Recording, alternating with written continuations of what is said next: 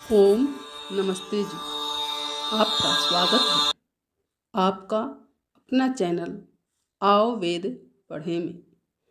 इस चैनल पर केवल आचार्य प्रदीप कुमार शास्त्री जी का ऑनलाइन व ऑफलाइन शास्त्रीय कक्षाओं के वैदिक व्याख्यान उपलब्ध होंगे। अपने चैनल पर आने वाले वीडियो की सूचना पाना चाहते हैं तो लाइक और सब्सक्राइब करें तथा घंटी के बटन को दबाएं, जिससे कि वीडियो अपलोड होते ही सबसे पहले सूचना पा सकें।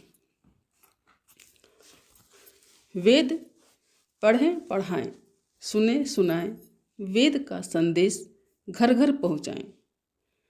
ऋषि ऋण को चुकाएं, अपना कर्तव्य निभाएं, जीवन सफल बनाएं।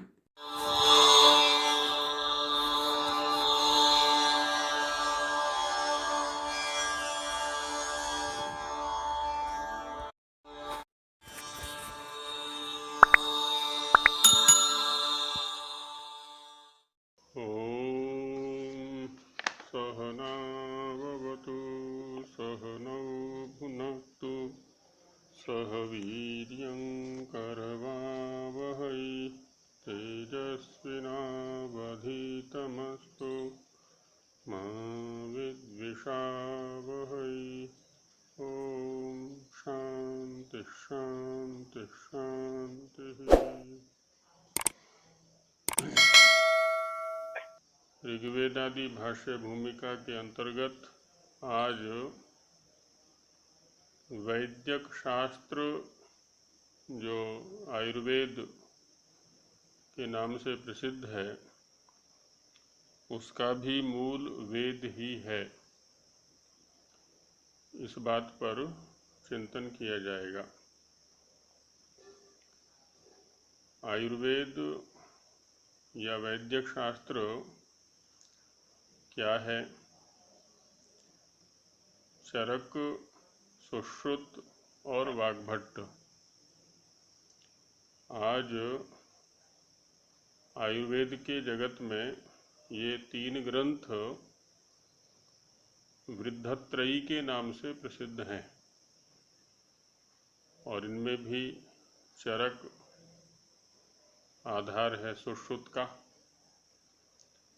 और ये दोनों आधार हैं। फिर आगे वाग्भट्ट आचार्य हैं, चरक भी आचार्य हैं, सुश्रुत भी आचार्य हैं।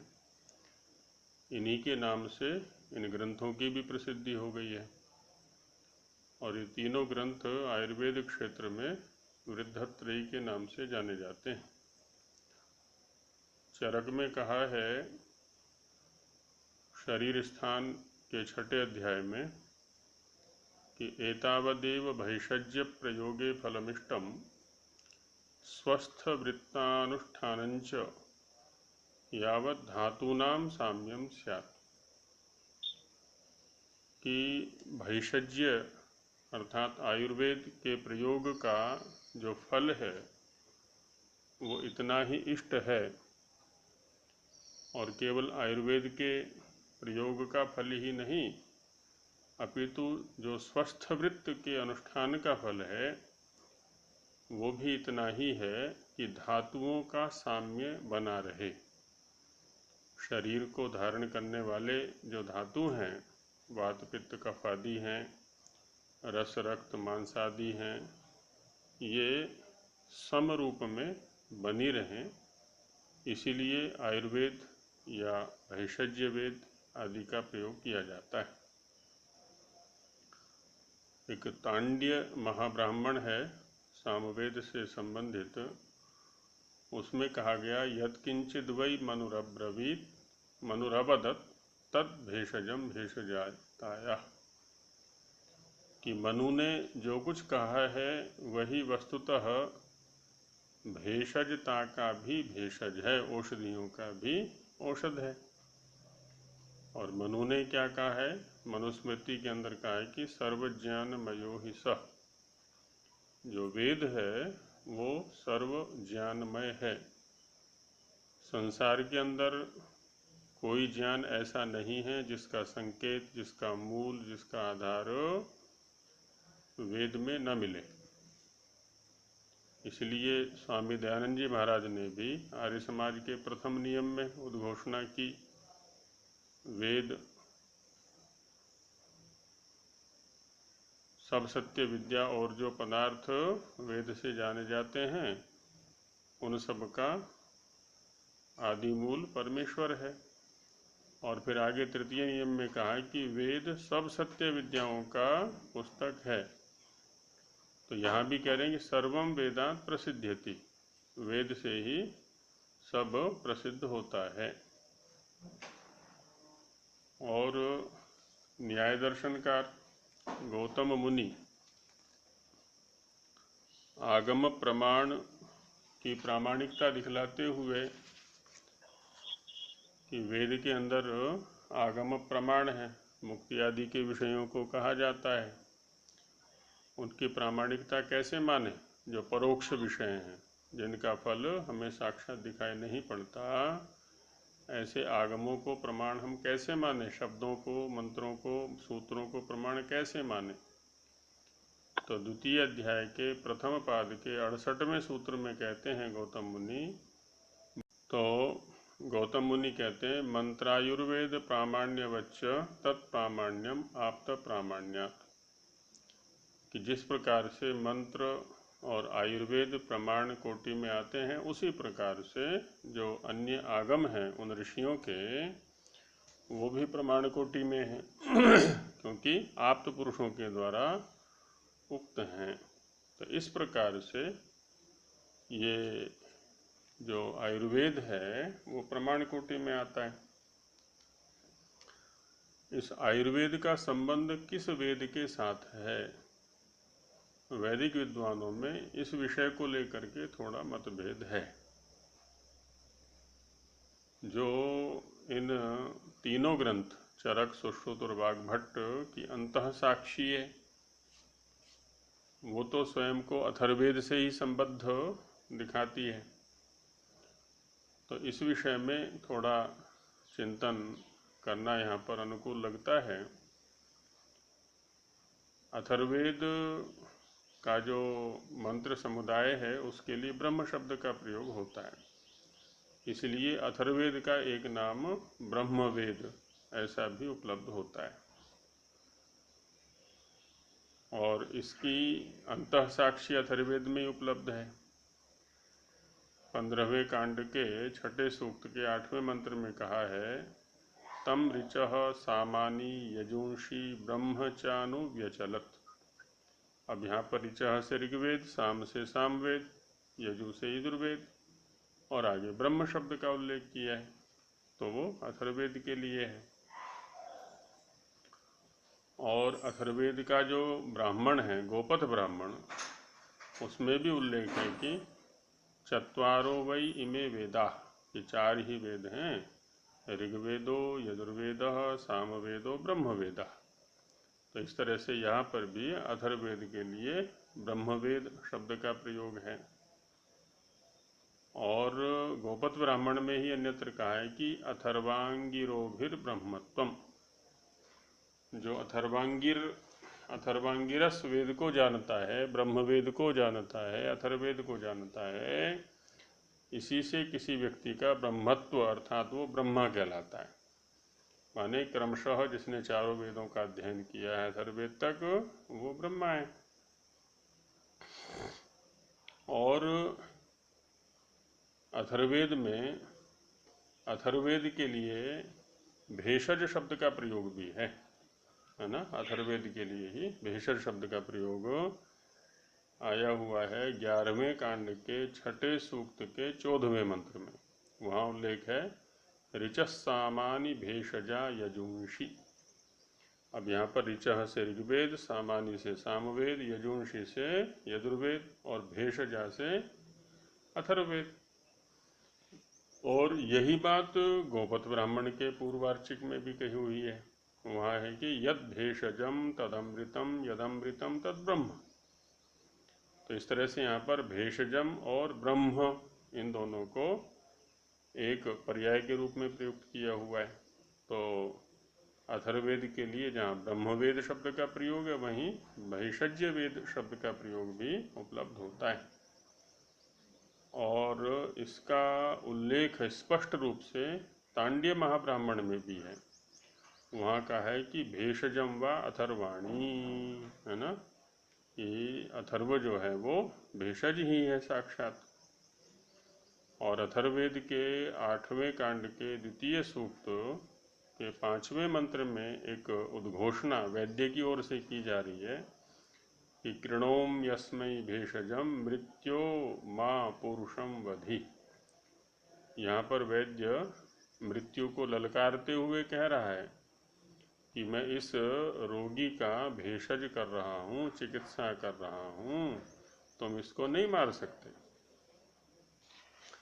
तो इस प्रकार से अथर्ववेद और अथर्ववेद का जो साहित्य है उसमें चिकित्सा संबंधी पर्याप्त सूत्र उपलब्ध हो रहे हैं। और चरक संहिता के सूत्र स्थान के 30वें अध्याय में एक प्रश्न किया गया है कि कस्माद आयुर्वेद, आयुर्वेद की उत्पत्ति कहाँ से हुई है, इसका मूल कौन सा वेद है। तो इसके उत्तर में चरक ऋषि कहते हैं चिकित्सा आयुषो हिताय उपदिश्यते वेदंच उपदिश्य आयुर्वाच्यम, कि आयु के हित के लिए चिकित्सा शास्त्र का उपदेश किया गया है और जो वेद का उपदेश है वो आयु का ही उपदेश है एक तरह से देखा जाए तो। लेकिन इस वाक्य में ये स्पष्ट नहीं हुआ कि इस आयुर्वेद का संबंध किस वेद के साथ है। तो उसी से आगे फिर चरक ऋषि कहते हैं तत्र भिषजा पृष्ठेन एवं चतुर्णाम ऋक् साम यजुर अथर्वेदानाम आत्मको अथर्वेदे भक्तिरादेश्या, कि जब कोई वैद्य से पूछे कि भाई तुम्हारा संबंध किस वेद के साथ है, तो वैद्य कहे कि चारों वेदों में, है ना, ऋक् साम यजु और अथर्वेद, इन चारों वेदों के अंदर हमारा जो संबंध है वो तो अथर्वेद के साथ है, ऐसा स्पष्ट उल्लेख कर देवे।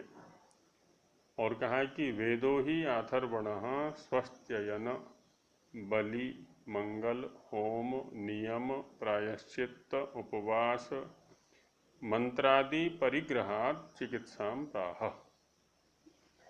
और वहाँ स्पष्ट उल्लेख कुछ चिकित्सा विधियों का किया हुआ है चरक के अंदर।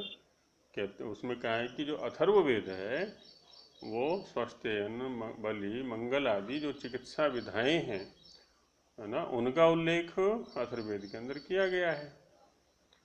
तो इस प्रकार से यहाँ स्पष्ट उल्लेख है। ऐसे सुश्रुत में भी सूत्र स्थान के 1 से 3 जो खंड हैं प्रथम अध्याय के 3 खंड में ये कहा है कि यह खलु आयुर्वेदो नाम यद उपांगम अथर्वेदस्य, कि जो आयुर्वेद है वो अथर्वेद का उपांग है। यहाँ तक कि गोपत ब्राह्मण के अंदर अथर्ववेद के 5 उपवेद कहे गए हैं।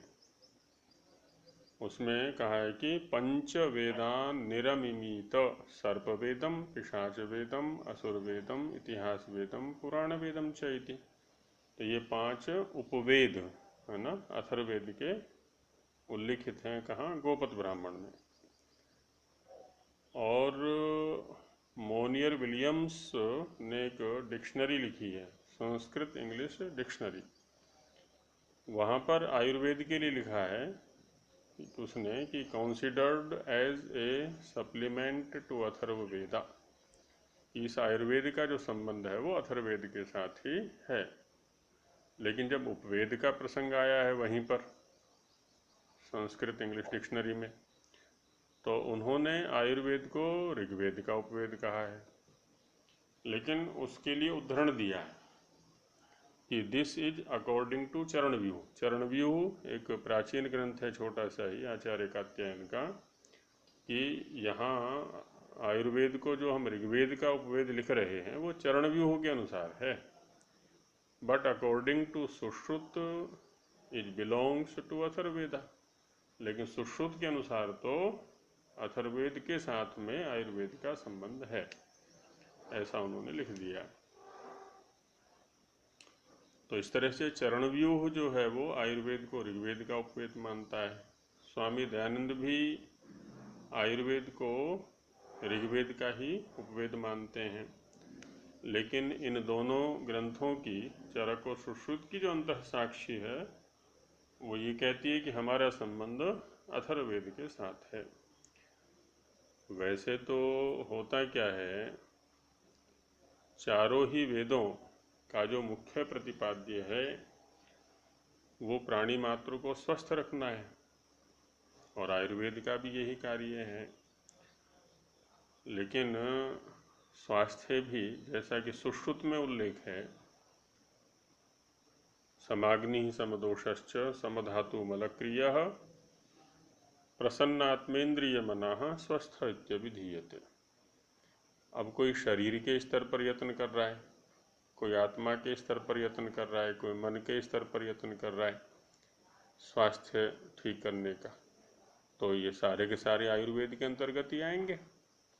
ऋग्वेद ज्ञान का मुख्य रूप से उसमें प्रतिपादन है, ज्ञान कर्म उपासना और विज्ञान, ऐसा करके वहाँ पर कहा हुआ है।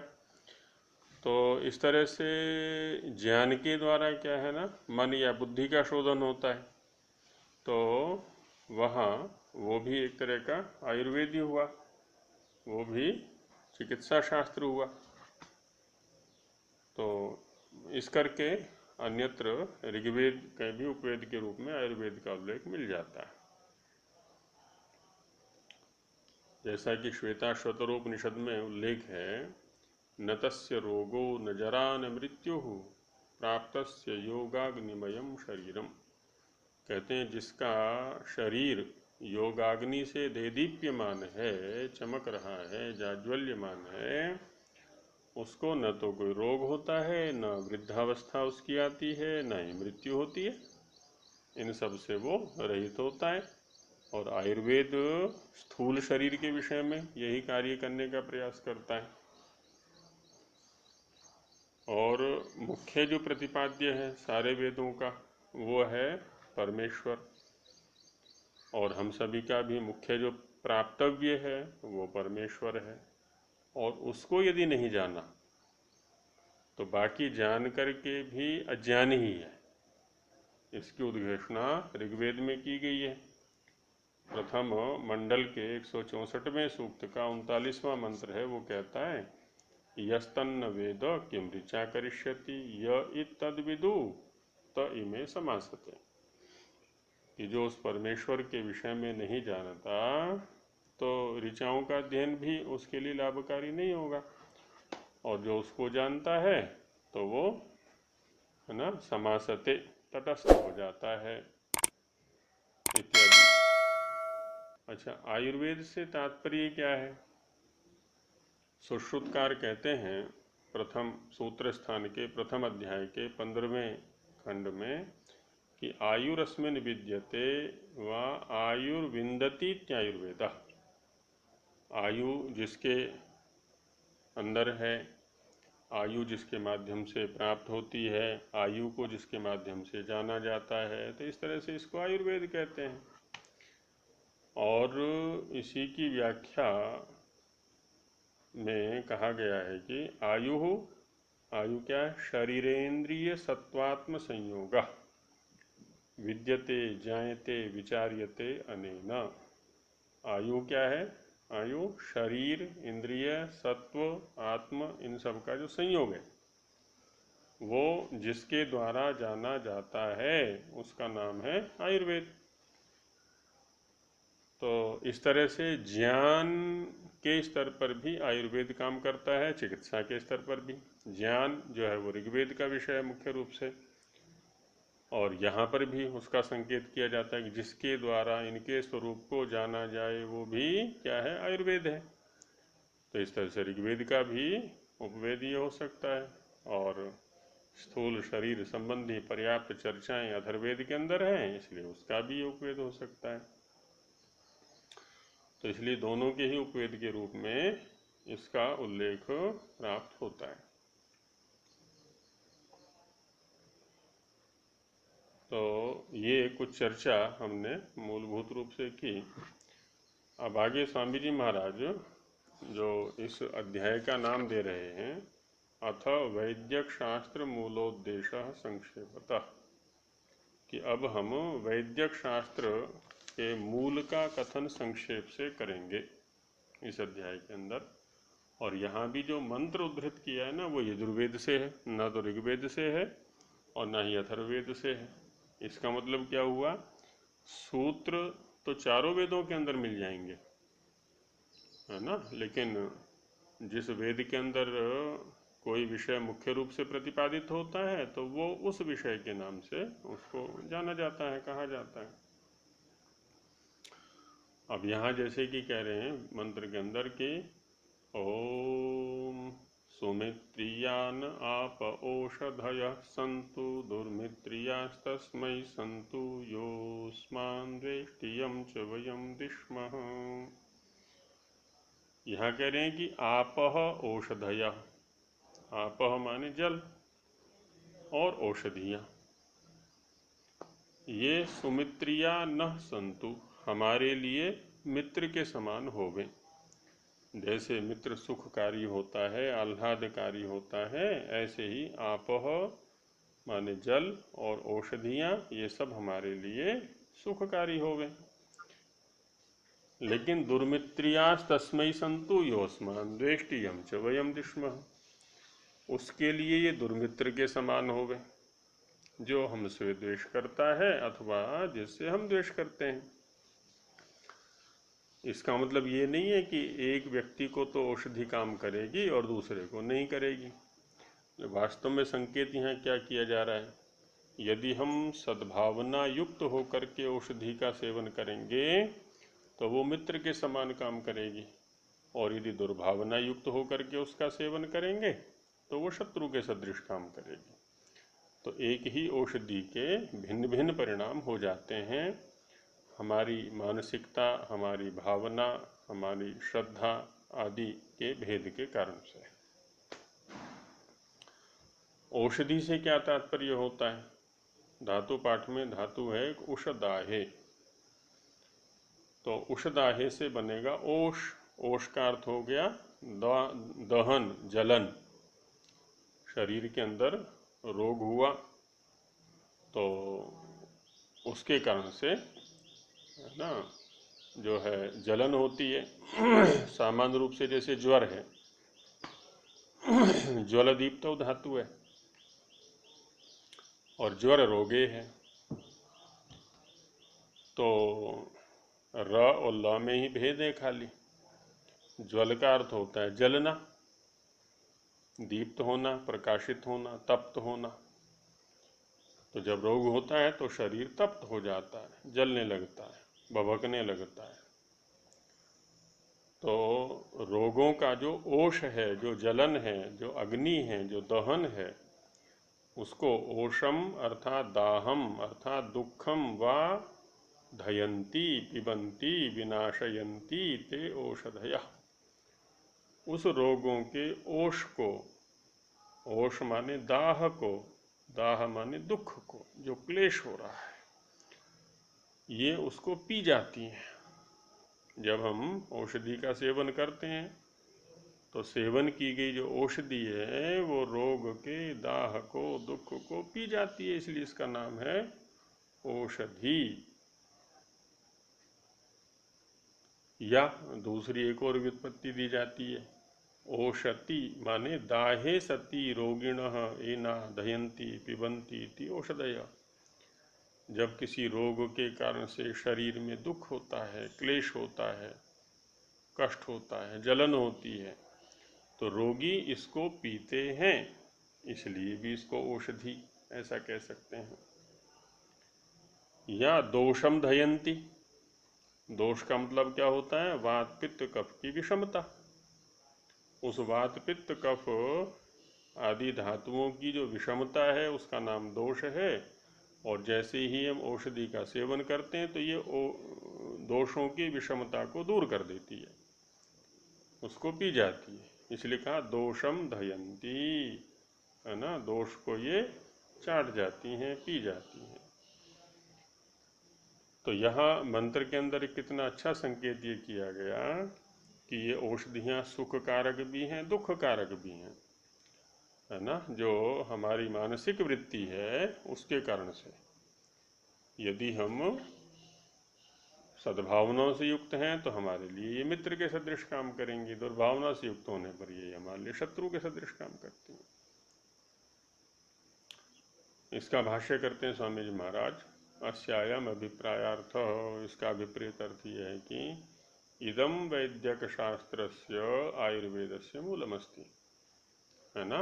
ये जो है ये संकेत आयुर्वेद शास्त्र, जो आयुर्वेद वैद्यक शास्त्र जो आयुर्वेद है उसका मूल है।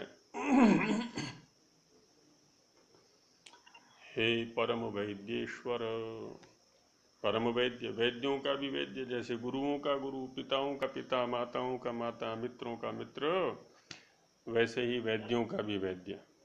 क्योंकि वैद्यों के पास जो वैद्यक विद्या आई है, ज्ञान आया है, वो कहाँ से आया है, तो मूल तो परमेश्वर ही रहेगा।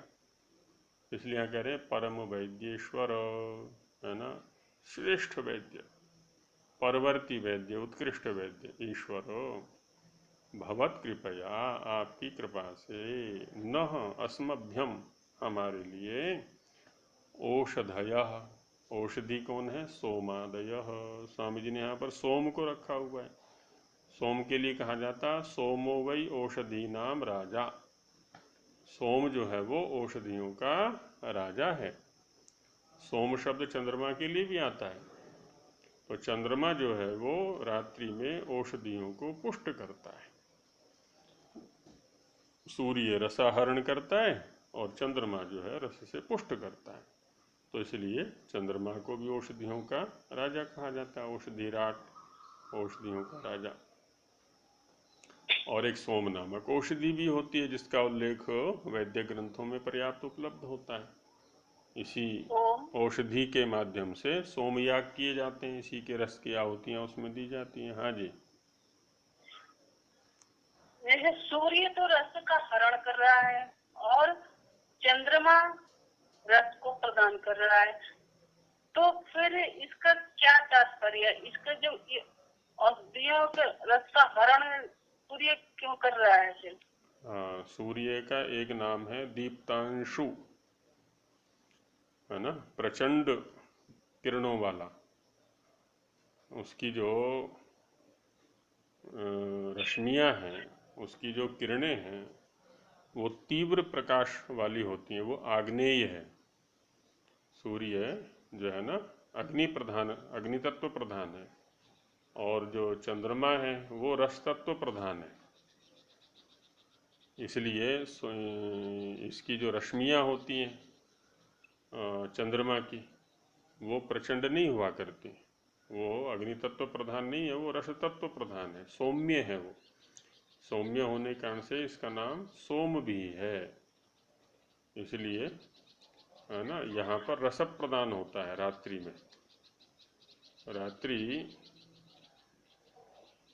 में जो है ना, अब जैसे जो ये उषा, उषः काल और सूर्य, इन दोनों को रात्रि के पुत्र और पुत्री के रूप में आलंकारिक रूप से वर्णित किया गया है कि उषा जो है बहन है और सूर्य जो है वो उसका भाई है। कहते हैं वो कैसे, और रात्रि उनकी माता है दोनों की। कहते हैं जैसे रात्रि, जैसे बाहर माता के स्तन्य का पान उसकी संतानें करती हैं, वैसे ही रात्रि का जो स्तन्य है क्या है, वो ओषकण। रात्रि में जो ओष घास पर, वृक्षों पर, इधर उधर वनस्पतियों पर गिरी रहती है, तो प्रातःकाल आकर के ये दोनों उसको पी जाते हैं। कौन, उषः काल और उषा और सूर्य।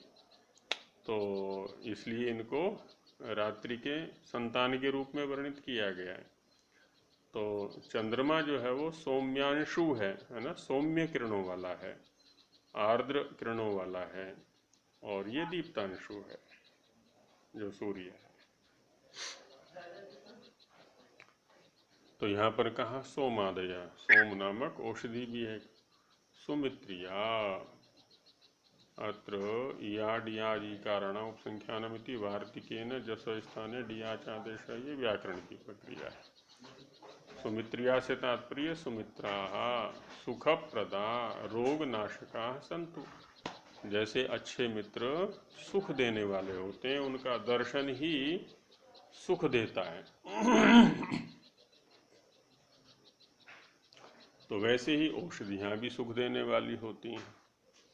और ये जो हमारी चिकित्सा पद्धति है ना वैदिक, इसमें चिकित्साएं कई प्रकार से होती हैं औषधियों के माध्यम से।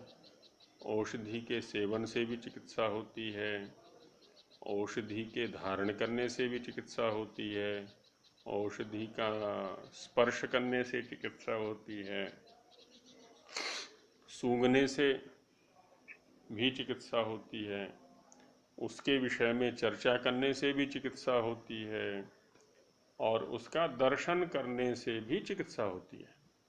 औषधि का दर्शन करने से भी ऐसे उल्लेख हैं, और आज भी उनका प्रयोग किया जा सकता है कि दर्शन मात्र से ही रोग ठीक हो गया। सेवन करने की भी आवश्यकता नहीं है। तो सुखप्रद, जैसे किसी को भूख नहीं लग रही हो, भूख नहीं लग रही है माने जो लाला स्राव है वो नहीं हो रहा है, तो उसके सामने नींबू को काटें धीरे धीरे धीरे धीरे, तो नींबू को कटता हुआ देख करके उसके अंदर लाला स्राव होने लगेगा, और लाला स्राव हुआ कि भूख लगने लगी, तो दर्शन से ही चिकित्सा हो गई उसकी भूख की। यहाँ पर कह रहे हैं कि सुमित्रा अर्थात सुखप्रदा रोग नाशका, क्योंकि रोग के कारण से उसको दुख हो रहा था, क्लेश हो रहा था, औषधि का सेवन किया तो सुख की प्राप्ति हुई, क्योंकि रोग का नाश कर दिया उसने। तो वैसी हमारे लिए होवे।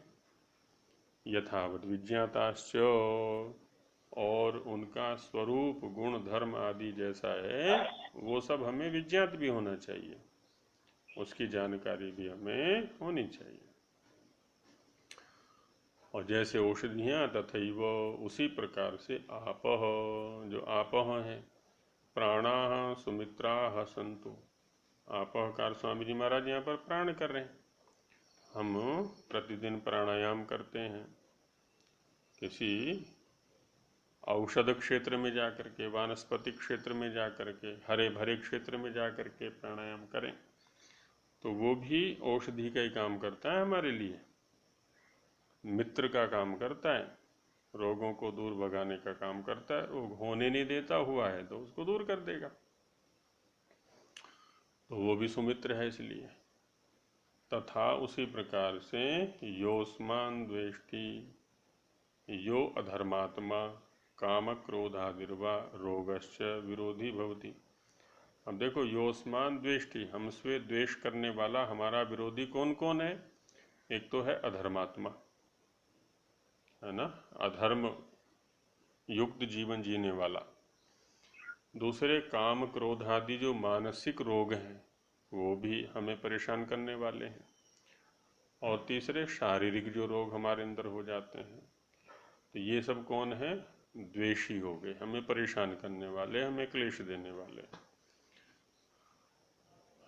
तो ये विरोधी हैं हमारे। और यम च वयम दिष्म, यम अधर्मात्मानम, जिस अधर्मात्मा को हम नहीं चाहते। रोगम च, ये रोग है, शोक है, काम है, क्रोध है, इन सबको हम नहीं चाहते।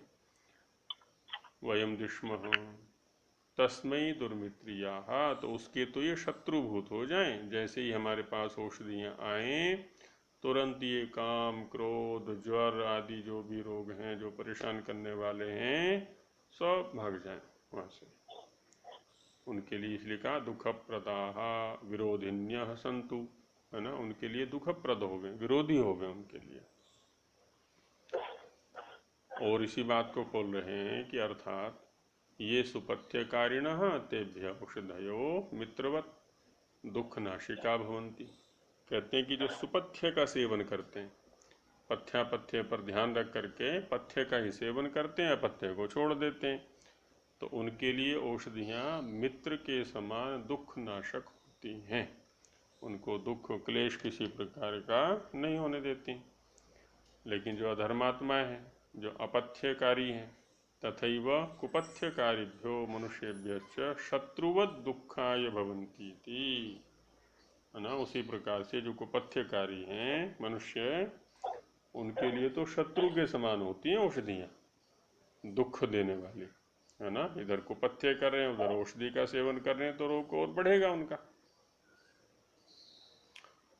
एवं वैद्यक शास्त्र से मूलार्थ विधायका वेदेषु बहवो मंत्राः सन्ति। इस प्रकार से वैद्यक शास्त्र के मूल अर्थ का विधान करने वाले बहुत सारे मंत्र वेदों के अंदर हैं।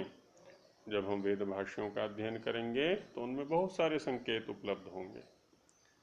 प्रसंगाभावात् नात लिख्यन्ते। अब चूंकि यहाँ उनका प्रसंग नहीं है, इसलिए सारे मंत्रों का उल्लेख हम यहाँ पर नहीं कर रहे हैं। हाँ जी,